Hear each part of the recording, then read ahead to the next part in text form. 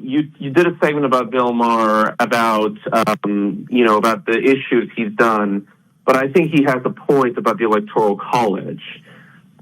He did a segment about how states like California are losing Electoral College votes, which is going to deter the Democrats from winning in 2032 and beyond. Mm-hmm. He does have a point because these blue states make it very difficult to build homes.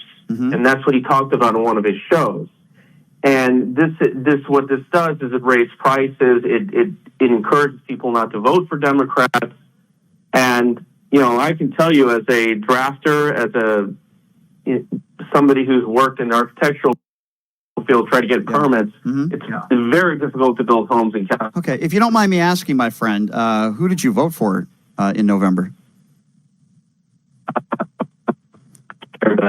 Your phone's cutting out a little bit, my friend. I will just say third party. That's what I'll just say. Okay, so you didn't vote for Donald Trump, but you also didn't vote for Kamala Harris. Is that fair? That's fair? Well, like I said, Kamala Harris is from California. I've lived there since I was 24. No, I understand that. I think I've been through not a. Yeah, I understand. I just, with respect for time constraints, I didn't really ask, where you're from or where you live. I just wanted to know who you voted for. You didn't vote for Kamala Harris, and you're talking to me, and that's fine. You told me about how blue states are making it difficult for people to buy homes.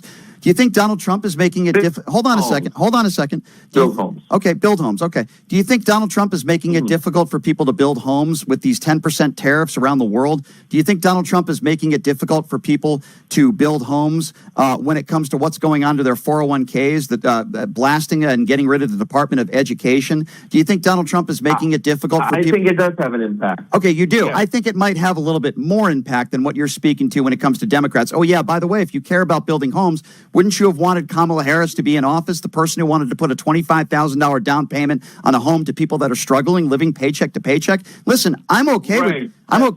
Yeah. It sounds like he's on an Obama phone. My friend, I would like you to call back with a better connection. That's the only reason why I'm hanging up on you. I wanted to hear you out on that. I just think it's a little strange, quite frankly, sir, for you to say, and you're concerned about Democrats in blue states making it harder for people to build homes when Donald Trump is making it harder for people to work.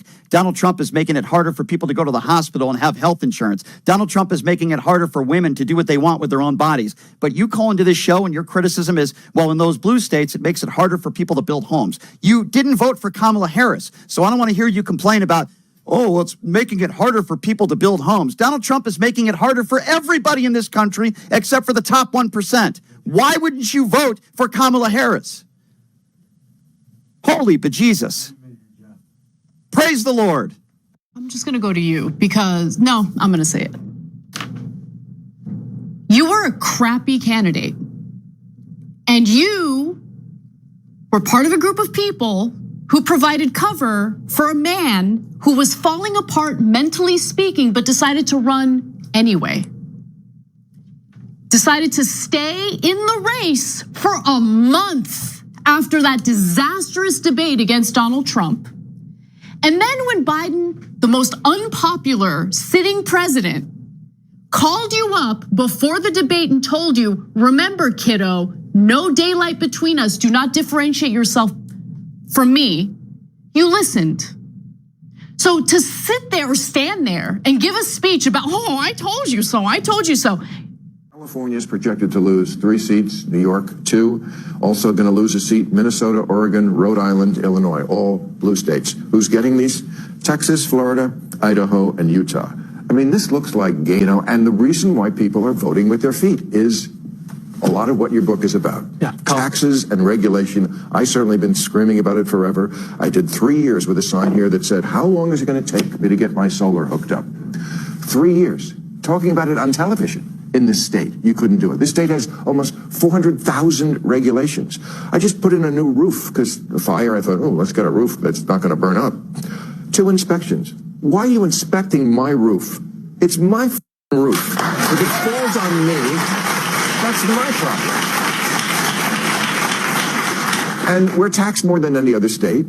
people are leaving these kind of states for places where they're not, they feel the heavy breath of government on them. Let's talk about what's important. My roof. Your roof. My roof. Is this the solar? Is this we're back to the solar? After the fire. It's always about the solar. After the fire, Yes, Bill. new roof, they suggested, get the stuff that's not, okay. 2 inspections I needed to have. Why? It's my roof. If it falls on my head, that's my problem. That's it? That's it. That's just a statement. No, that's my question. Why do I need 2 inspections, which I have to pay for? Yeah. Then when you were here last time, we talked about regulations. You said, oh, it's a completely new day. Well, no, wait. It's a quote from you. Completely new day. Well, You said you were working on it. By the way, and last week you had Ezra Klein on, which was incredibly important. He wrote a book called Abundance, which really lays out a very condemning picture of liberal governance in this country and the fact that we are process-focused and not outcome-focused. And your demonstrable example of that is relates to what you've tried to do with your damn roof for the last 15 years.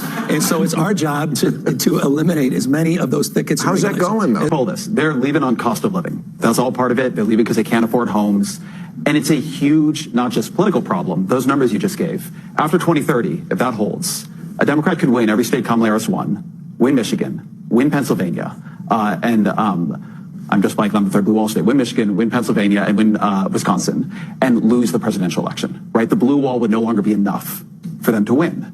And you have to take that. You mean they could win those 3 states and still lose the presidential. Oh. That's how bad it is, right? Wow. And that's because they are driving people out, working class families out of the states they govern because the cost of living is too high. And the cost of living is too high in part for regulatory reasons, in part for taxes. But the big problem is they just don't have enough of the things people need. Now, you were talking about your solar sign. California high-speed rail, it's a huge disaster, but nobody's ever done anything about it. If you tried to build it again, it would go the exact same way. High-speed rail? Yeah, California's high-speed rail.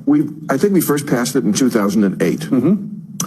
I think they just voted about something about it again. It's projected. Just give up. Just to build. I think from Bakersfield to Merced. Who the hell wants to go from Bakersfield to Merced? And they couldn't do that. I went out and toured this in the book. And the people building it were perfectly clear with me. Look, this doesn't work if we don't do LA to San Francisco. And they don't have the money to do LA to San Francisco. And they don't have the regulatory structure to do it. They have been clearing. They started clearing the rail track through environmental review. The whole point of high-speed rails is good for the environment. Right. They started clearing it through environmental review in 2012. By the end of 2024, when I was fact-checking the book, it was almost done. The reviews were almost done. The problem with a bunch of the red states is the vision of where they want to go with things, right? The fascinating thing to me about Texas is it's building as much clean energy as it is, even though the politics are anti-clean energy. The Texas governor, the Texas legislature, they keep putting up bills to make it harder, but because the default in Texas is it's easy to build, and building clean energy is profitable because of the Inflation Reduction Act and the technology and a bunch of other things, they're still building a ton of it.